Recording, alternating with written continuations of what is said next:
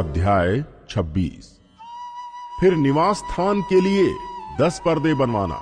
इनको बटी हुई सनी वाले और नीले, बैंजनी और लाल रंग के कपड़े का कढ़ाई के काम किए हुए करूबों के साथ बनवाना। एक एक पर्दे की लंबाई 28 हाथ और चौड़ाई 4 हाथ की हो। सब पर्दे एक ही नाप के हों। 5 पर्दे एक दूसरे से जुड़े हुए हों और फिर जो 5 पर्दे रहेंगे वे भी एक दूसरे से जुड़े हुए हों। और जहां ये दोनों पर्दे जोड़े जाएं, वहां के दोनों छोरों पर नीले नीले फंदे लगवाना। दोनों छोरों में 50-50 फंदे ऐसे लगवाना कि वे आमने सामने हों। और सोने के 50 अंकड़े बनवाना और पर्दों के पंचों को अंकड़ों के द्वारा एक दूसरे से ऐसा जुड़वाना कि निवास स्थान मिलकर एक हो जाए। फिर निवास के ऊपर तंबू का काम देने के लिए बकरी के बाल के 11 पर्दे बनवाना। एक एक पर्दे की लंबाई 30 हाथ और चौड़ाई 4 हाथ की हो। 11 पर्दे एक ही नाप के हों और 5 पर्दे अलग और फिर 6 पर्दे अलग जुड़वाना। और 6वें पर्दे को तंबू के सामने मोड़कर दोहरा कर देना।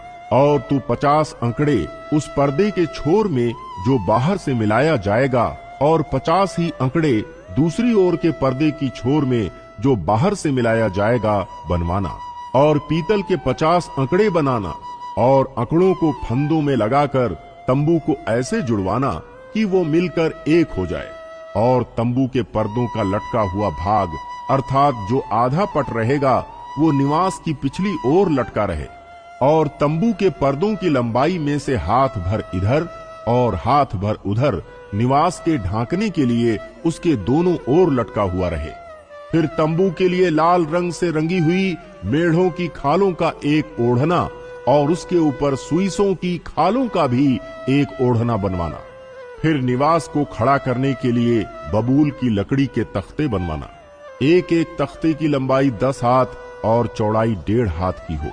एक एक तख्ते में एक दूसरे से जोड़ी हुई 2-2 चूलें हों। निवास के सब तख्तों को इसी भांति से बनवाना। निवास के लिए जो तख्ते तू बनवाएगा उनमें से 20 तख्ते तो दक्षिण की ओर के लिए हों और 20 तख्तों के नीचे चांदी की 40 कुर्सियां बनवाना। अर्थात एक एक तख्ते के नीचे उसके चूलों के लिए 2-2 कुर्सियां। निवास की दूसरी ओर अर्थात उत्तर की ओर के लिए 20 तख्ते बनवाना और उनके लिए चांदी की 40 कुर्सियां बनवाना। अर्थात एक एक तख्ते के नीचे 2-2 कुर्सियां हों। निवास की पिछली ओर अर्थात पश्चिम की ओर के लिए 6 तख्ते बनवाना और पिछले भाग में निवास के कोनों के लिए 2 तख्ते बनवाना। और ये नीचे से 2-2 भाग के हों और दोनों भाग ऊपर के सिरे तक एक एक कड़े में मिलाए जाएं। दोनों तख्तों का यही रूप हो। ये दोनों कोनों के लिए हों और 8 तख्ते हों और उनकी चांदी की 16 कुर्सियां हों। अर्थात एक एक तख्त के नीचे 2-2 कुर्सियां हों। फिर बबूल की लकड़ी के बेड़े बनवाना अर्थात निवास के एक ओर के तख्तों के लिए 5 और निवास के दूसरी ओर के तख्तों के लिए 5 बेड़े। और निवास का जो भाग पश्चिम की ओर पिछले भाग में होगा उसके लिए 5 बेड़े बनवाना। बीच वाला बेड़ा जो तख्तों के मध्य में होगा वो तंबू के एक सिरे से दूसरे सिरे तक पहुंचे। फिर तख्तों को सोने से मढ़वाना और उनके कड़े जो बेड़ों के घरों का काम देंगे उन्हें भी सोने के बनवाना और बेड़ों को भी सोने से मढ़वाना। और निवास को इस रीति खड़ा करना जैसा इस पर्वत पर तुझे दिखाया गया है। फिर नीले, बैंजनी और लाल रंग के और बटी हुई सूक्ष्म सनी वाले कपड़े का एक बीच वाला पर्दा बनवाना।